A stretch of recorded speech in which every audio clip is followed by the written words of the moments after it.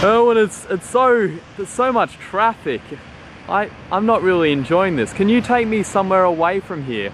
Can you take me somewhere nice? I can take you to a very beautiful place. It's just a stone throw away from here. Yeah? And even locals don't know how beautiful it is. Ooh, alright, that sounds good. Let's go. Oh, and this is great. Thank you so much for taking me away from that horrible city. What is this place? Where are we? We've got this lovely lake in front of us.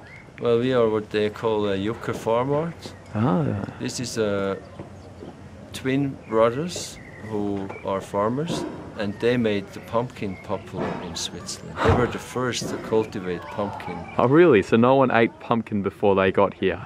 Well, I haven't had pumpkins before they were establishing it here. Really? Yeah, I mean I had in Asia, but for local people they were really kind of pumpkin pioneers. Wow. And they have a competition in autumn who is cultivating the largest pumpkin, going up to 500 or more pounds. Whoa, 500 pounds.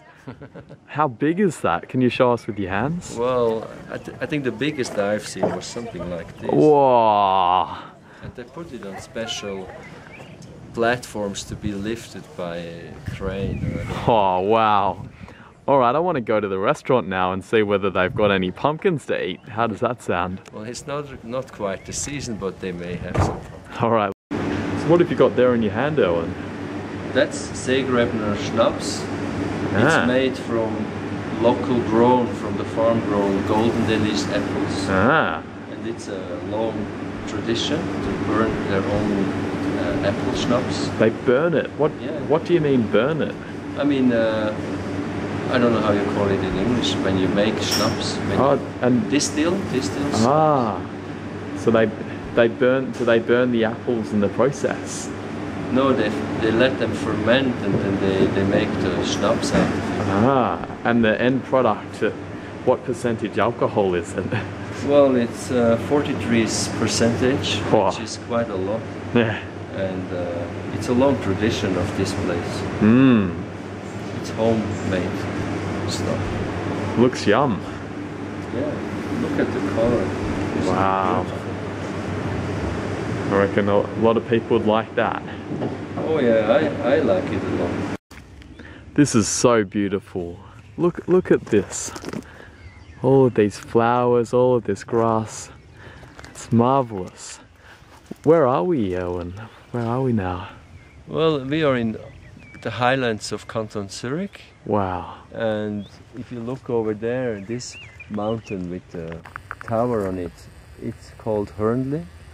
It's 1100 meters high. It has a beautiful guest house there, and it's a very much loved place for hiking on a Sunday. And if you look a little bit in front of the mountain, it's the village called Sternenberg, which is the highest village of Canton Zurich. And this is the place you've been talking about, the lovely town that no one knows about in Zurich. Yeah, and everybody gets married in that lovely church. I mean, not everybody, but on a Saturday. Let's go and check that out. Couples to marry. And if you look a bit further back, you see the Alps. And on a nice weather day, actually, you could see Eiger, Mönch and Jungfrau. What I consider the most beautiful part in Switzerland, where lots of Bollywood movies have been shot. Yeah. So, Owen, where are we now? Are we here? Yes, we are here. You can see the front side, or the back side, better to say, of the house where Solzhenitsyn lived. Okay, and are we going to see the back side of it? Are you about to take us around there so that everyone can see it on the video? Well, I was thinking about leave it open as a surprise when you really do the tour, because it's really spectacular and it takes the magic of the trip if you see front side. And what I'm gonna tell you, it's really nice scenery and you will feel like a refugee yourself. Oh wow. Showing the area here.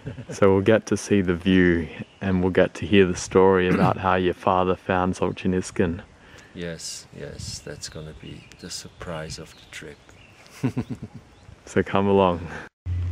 So Erwin, why have you brought us to this bench here? What's so special about this bench? Well, emotionally, this is what I call the center of the universe of my history of my life. Oh, the center of the universe. Yes, this is called the homesick bench, and it's part of my way to school when I was... Your way to school, so you mean, where did you walk? Well, I had to go down 250 meters altitude to the school, and it was 2 miles long, and depending on the season, we so had down different... here. Yeah, I show you. For example, in wintertime we were running just down. Oh, look straight, at that! And we had snow 1/2 meter or 60 centimeter, and we just reached school completely wet, sunk in snow, and every pocket was full of snow. Oh. And in ordinary seasons we went down the water reservoir there, or in autumn we went to other routes. So it depended pretty much on the season which way to school we choose.